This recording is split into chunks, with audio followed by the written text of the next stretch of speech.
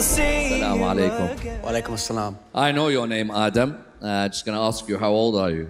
I'm 15 years old. Brilliant. The Imam of your mosque must be a fantastic speaker for you want to give a lecture today. He's a brilliant speaker. I'm inspired by him every day. Brilliant, brilliant. Don't mention his name. Okay, and the topic of your lecture tonight? The topic of my lecture is what Prophet Muhammad means to me. Okay, what the Holy Prophet, peace be upon him and his family, means to you. Innovative title. Go ahead.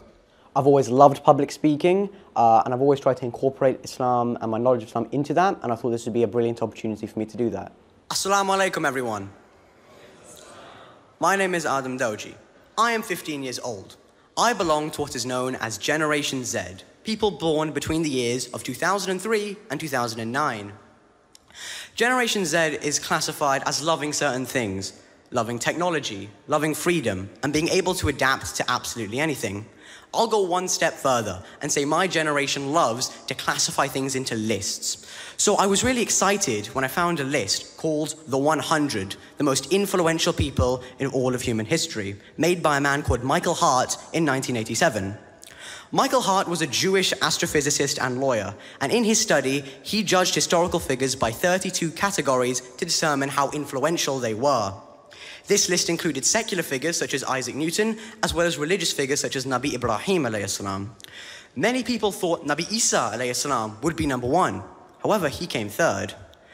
Throughout everything, judging by the 32 categories, Michael Hart put Prophet Muhammad, peace be upon his family, as the number one most influential person in all of history.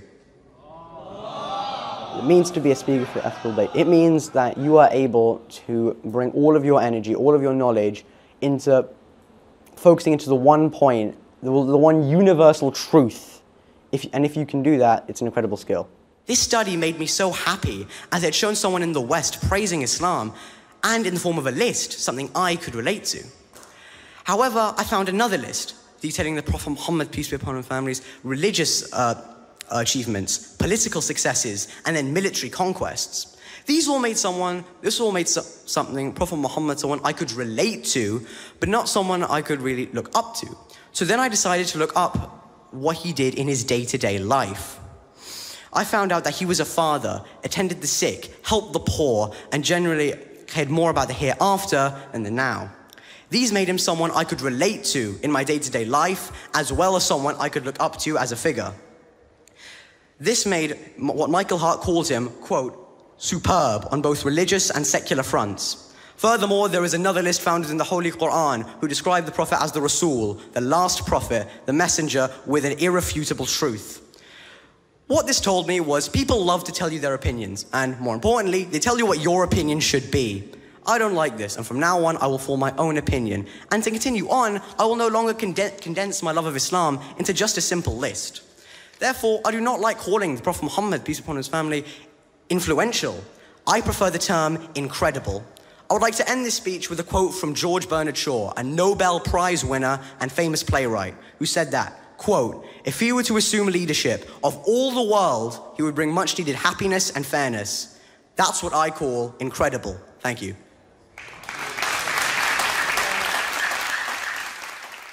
If I don't make it to the next round, I would feel a little bit disappointed. However, overall, I would feel enlightened, really, as I gained a fair amount of critique that I can use to improve later on when I publicly speak. Prime Minister, great speech.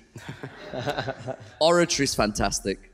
You know, I think you could tell straight away you've got command of the topic you're discussing. The big question is when we give you a topic and you have to do your research on it, and it could be the most bland topic, how... there you go. That's what I wanted to see. Let's see that smile. Let's see that smile. There you go. Did you want to see that smile?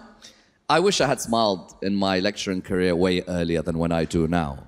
At the beginning, you know, you're so into the topic. You're also trying to scare the crowd to make sure that people concentrate. But you're so into the topic that you don't smile enough. But if you've got a nice smile, it could always be a moment where you lighten what is a quite light topic. You know, all of us here love the Holy Prophet, peace be upon his family. All of us emulate him. But let's try and look at which famous scholars have spoken about it. Nice little change of a smile. and the people feel relaxed with you. It was too much like, you know, the eyebrows and, you know, I'm the king of eyebrow movements, you know. But the eyebrows and, you know, you're looking at the crowd intensely. It's just like, nah, Adam, you know what? You're good. You've got this. Your oratory is great because clearly you're heading to an Oxbridge someday and you're heading more towards Mehdi Hassan than you are towards Mimbar al-Hussein. So what you're going to do, and possibly that could be talent, by the way, is that you may actually be rigorous in your interviews with politicians, but on Mimbar al-Hussein is a different ball game because I never heard any Quran being quoted, and I haven't heard one hadith of the Holy Prophet throughout that lecture, and that's where I think if you can develop those two, your knowledge of the Quran with hadith, with the amazing oratory and memory, which we're going to test, I think, without paper very soon, because poor Mehdi had to suffer without paper, whereas you've got your papers in front of you. So I really don't know how well you do without paper, but we're going to see it. But I think you've got the basis of a very strong building. So you're definitely heading in a great direction. Well done. Well. I think the judge's opinion was absolutely correct and justified. They said my speech is good, however, I need to include more hadith references and more references from the Holy Quran, which I think is definitely something I should do. MashaAllah, you have very good voice. This voice is very good for lecturing, by the way. And another thing, you were very fast. Actually, we as audience, we need to digest your words because you're just bombarding our minds with your words very fast, but we need to digest some of the words. And as Dr. Ammar mentioned, we need some references from Quran and Hadith.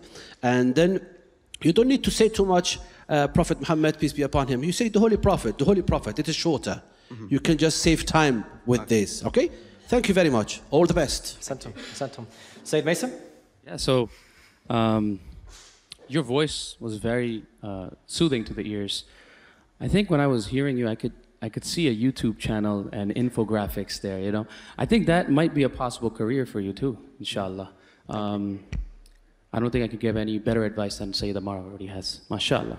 Santum, Sayyid Mesum. And lastly, but not least, MashaAllah, Adaam Dewji, very beautiful lecture, I can say. But the question, have you did any lecture before? Yes, twice at Haydari Islamic Center. Twice? Twice. Okay. The things which I don't know, who wrote for this? Who helped you to write this? I researched it, I wrote it all myself. You reached? Yes. Okay. And how many days did you practice on this? I practiced for about 2 days, because... Good. Yeah. Okay, that's enough. So, if you go to next round, you know that we are, I mean, definitely, Sayyid Ammar, will give you a topic. Do you think it will be easy for you, or you chose this topic because it's very close to your mind? To what? I'm fine with any topic you give me. I will research it. Bravo, that's enough. That's enough. That's enough. Bravo. There we go. Round of applause. That's the bravery. Brilliant. Adam, you did fantastically well. Anything you want to say to the judges? Just thank you for having me. It's been an amazing opportunity. All right, brilliant. Please put your hands together for Adaam Dewji. Thank you very much. Very well orated. How do you feel? Oh, I feel relieved now.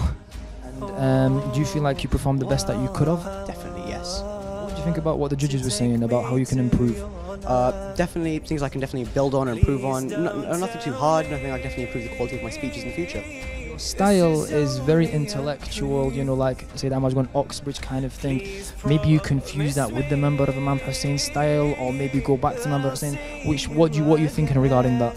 I still think my style is going to remain absolutely the same. Just the content of what content is going to change. Inshallah, I think you did amazing. Great job. Excellent. Thank you. Thank you.